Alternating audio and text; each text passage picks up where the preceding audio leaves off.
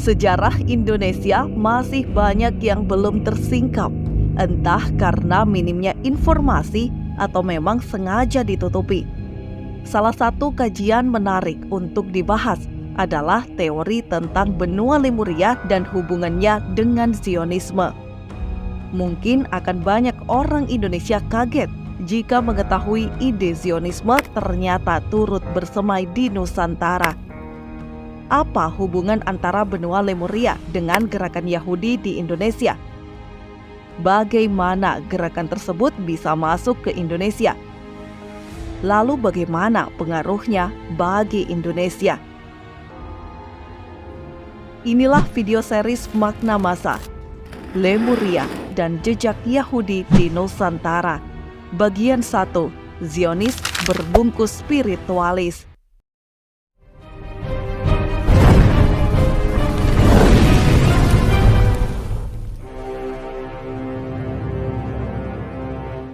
Israel tidak akan melakukan apa-apa kepada Indonesia. Mereka akan bergabung ke kita karena kita adalah nenek moyangnya. Makanya namanya ibu kota Israel namanya Jaffa, Tel Aviv. Semua serba Jaffa. Video tersebut adalah cuplikan ceramah MH Ainun Najib atau Cak Nun. Menurutnya, Israel tidak berani mengusik Indonesia karena bangsa Indonesia, khususnya Jawa, adalah leluhur bangsa Israel. Cak Nun menyodorkan bukti, di antaranya nama ibu kota Israel yang dia sebut sebagai Jaffa Tel Aviv. Apakah pernyataan Cak Nun mengindikasikan adanya hubungan antara bangsa Indonesia dengan bangsa Yahudi? Sayangnya tidak. Pada sisi ini, beliau salah menafsirkan Jaffa Tel Aviv. Jaffa tidak ditulis dengan huruf V, melainkan huruf F, sehingga bukan Jaffa atau Jawa. Jaffa atau Jafo adalah kota kuno di Palestina yang didirikan oleh orang-orang Kanaan. Letaknya yang strategis membuat Israel menjadikannya Jaffa sebagai ibu kota dengan nama baru Tel Aviv. Karena Israel sangat menghormati jejak histori kota ini, maka nama Jaffa disematkan di depan Tel Aviv sehingga jadilah Jaffa Tel Aviv. Pernyataan MH Ainun Najib dikeluarkan dalam konteks kebanggaan akan leluhur Indonesia. Salah satu teori yang membanggakan itu adalah hipotesa Indonesia sebagai induk peradaban dan keberadaan Atlantis dan Lemuria yang konon berada di Indonesia. Pernyataan Indonesia adalah bagian dari Atlantis atau Lemuria sebenarnya sudah ada sebelum Profesor Santos menerbitkan bukunya pada 2005. Jauh sebelum itu, C.W. Leadbeater dalam bukunya The Occult History of Jaffa sudah membicarakan hubungan antara Indonesia, khususnya Jawa, dengan Atlantis dan Lemuria. Sang penulis yang hidup di masa kolonial Belanda itu menyebutkan bahwa orang-orang dari ras Polinesia inilah yang pertama kali mendiami Pulau Jawa. Mereka merupakan bagian dari bangsa Lemuria yang menghuni benua Australasia, yaitu gabungan Asia Pasifik dan Australia.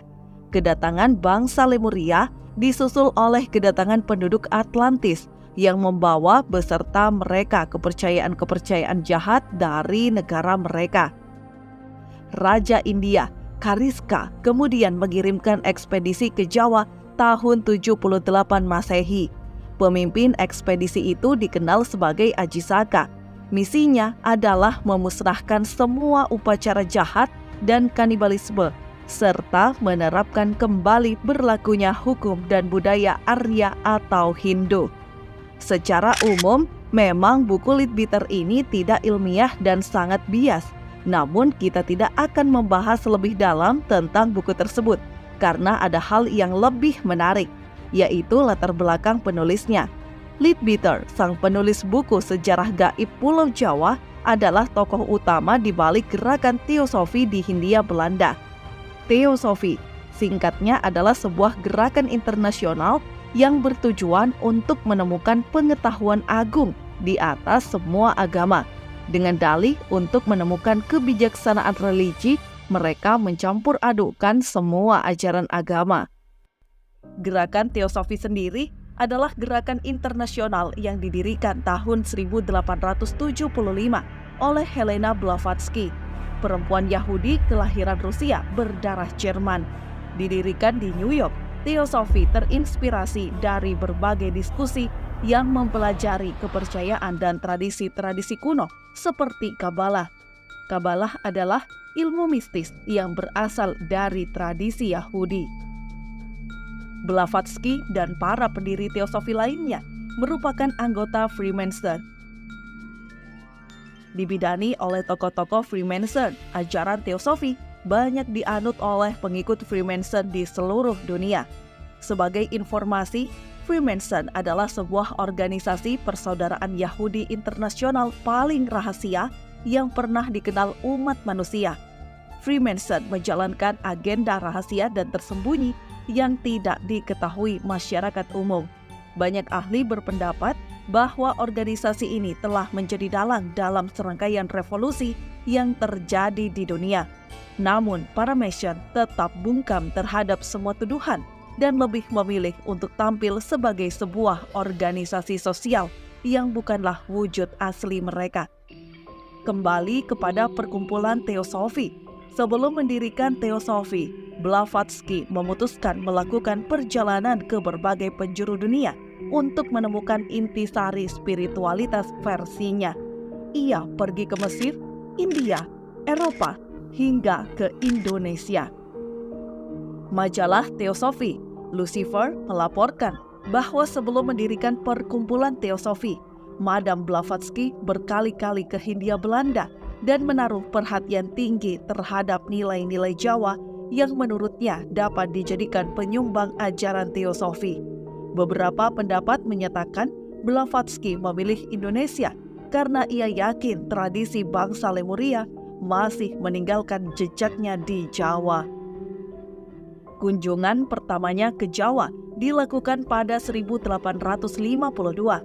Di Indonesia, gerakan teosofi berkembang pertama kali di Pekalongan pada tahun 1883. Awal abad ke-20, teosofi mulai menjamur di Hindia Belanda. Mereka mendirikan cabang di Semarang, Surakarta, Surabaya, Yogyakarta, Batavia, dan Bandung.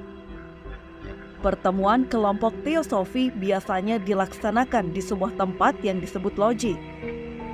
Di Pekalongan, kelompok ini tidak berkembang karena reaksi keras masyarakat berhubung praktek ritualisme mereka, yaitu memanggil arwah.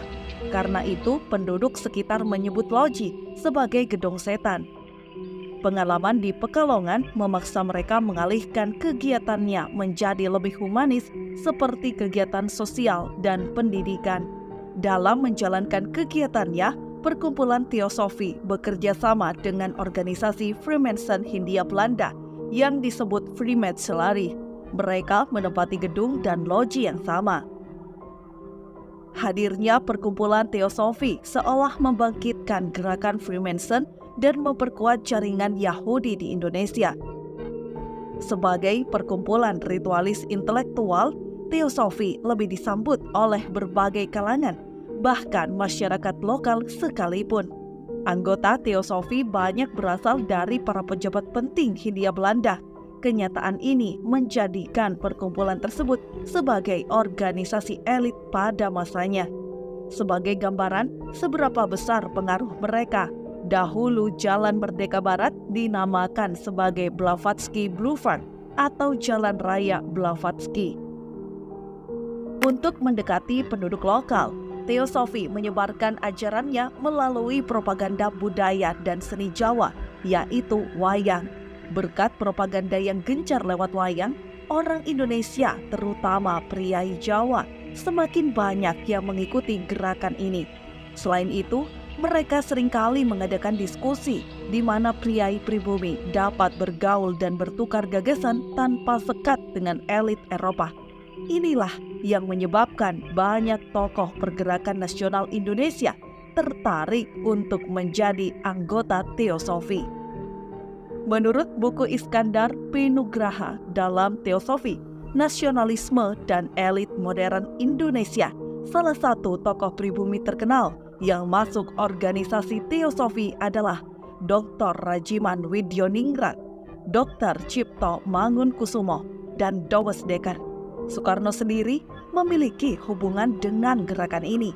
Walau tidak pernah menjadi anggota, Soekarno menghabiskan banyak waktu berjam-jam membaca buku di perpustakaan Teosofi. Soekarno memperoleh akses ke perpustakaan karena ayahnya anggota Teosofi.